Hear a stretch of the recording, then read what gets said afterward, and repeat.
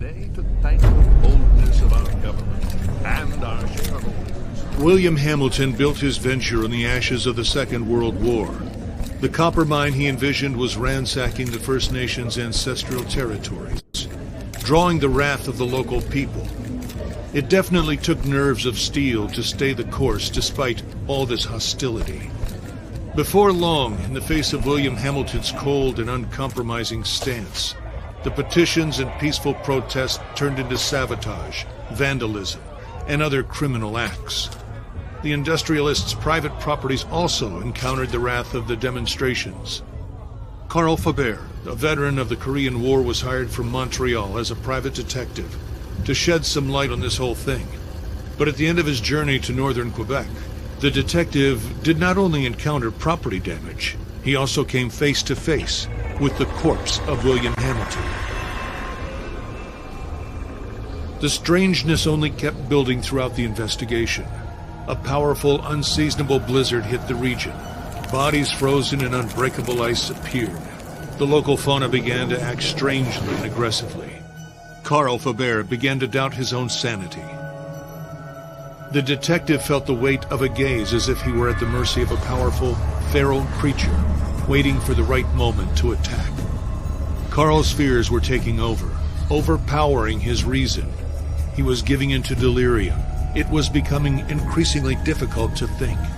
He thought the dark waters of the lake would shield him from the images he was being confronted with. From there, he had a renewed hope in civilization, or whatever was left of it.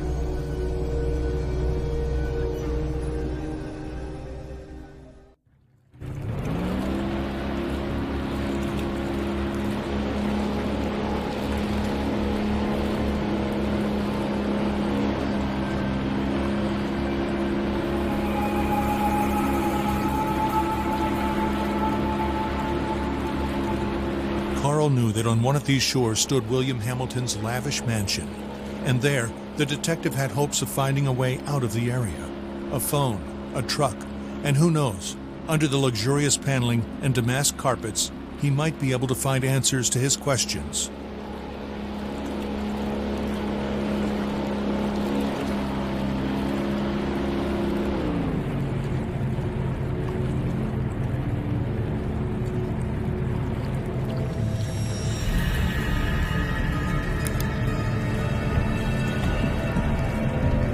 The detective wondered about the floating debris. Had it drifted out from the shore, or had it been abandoned there in the middle of nowhere?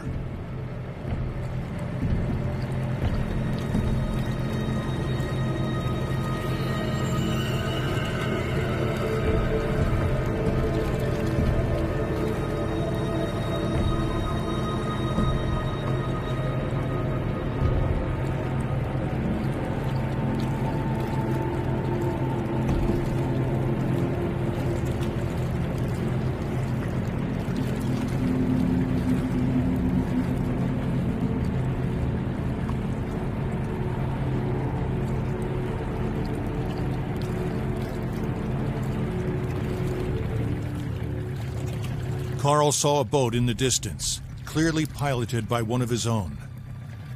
Had he finally made it to civilization? His hopes were immediately drowned out by the sounds of gunshots. Time to flee again, and fast.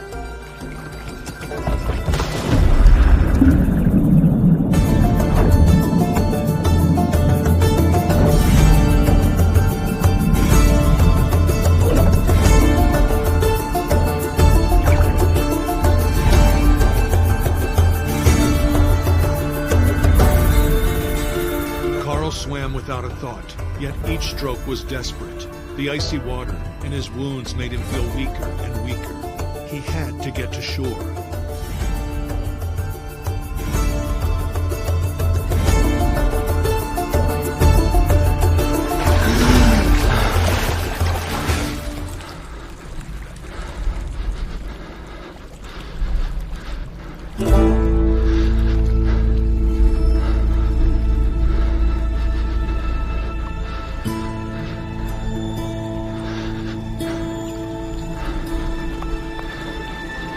The bleeding and the hypothermia were tearing at Carl's poor body.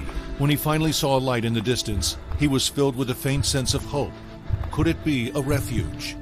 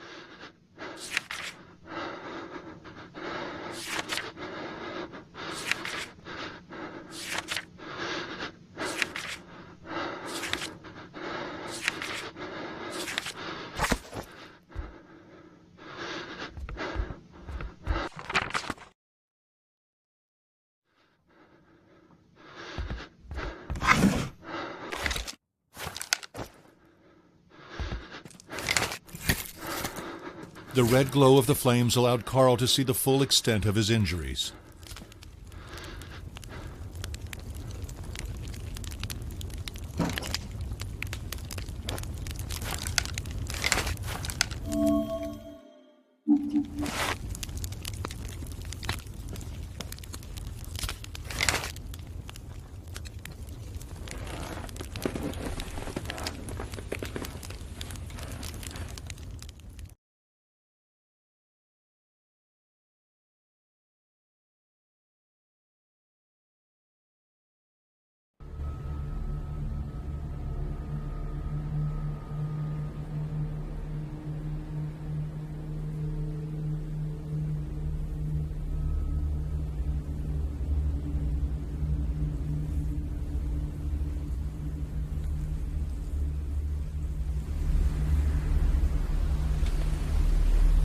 Carl struggled to wake up.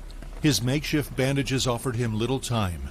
If he wanted to find the truth, he had to get to Hamilton Manor without delay.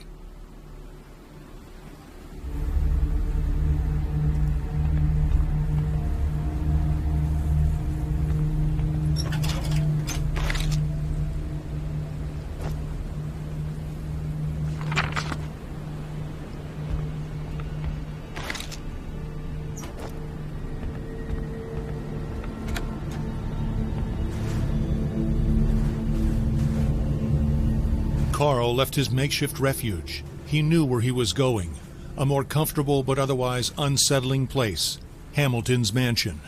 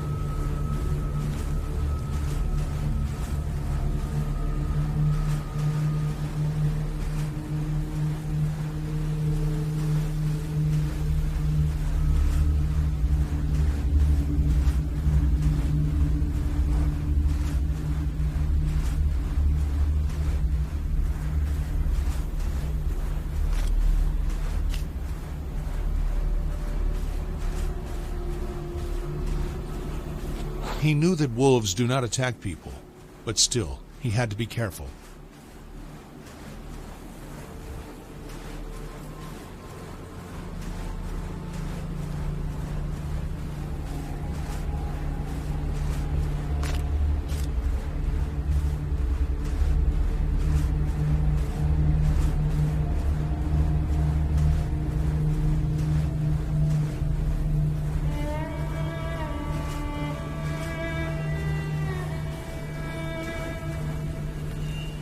These stones came from a time long past, from a local people who had an organic relationship with these lands. Carl felt somewhat reassured by the construction.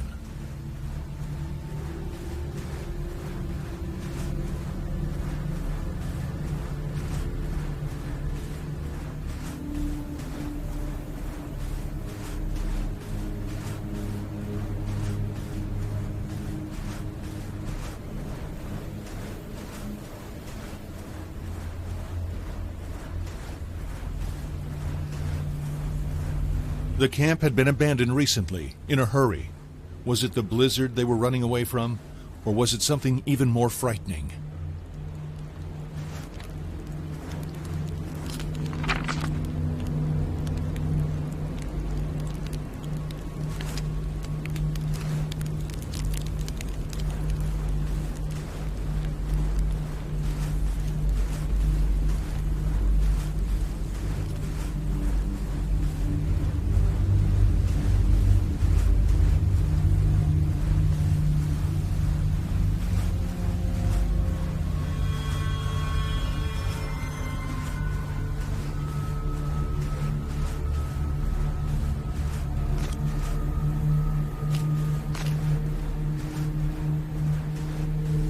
Carl tried to put the horror into perspective.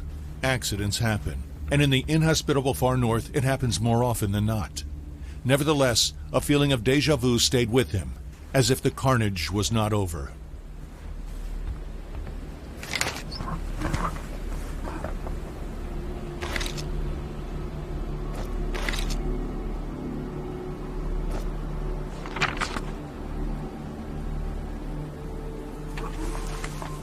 What were these mysterious fragments, and why was there a warning about the mist? This letter raised more questions than it answered for the detective.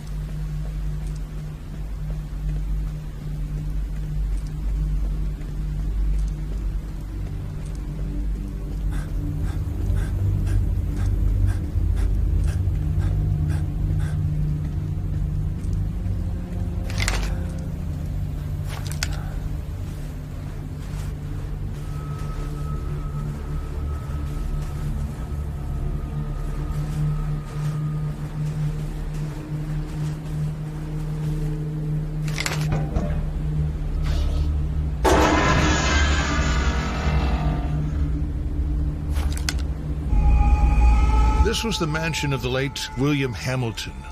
No doubt about it. There was no other rich industrialist in the area to have a sumptuous mansion built in the middle of nowhere.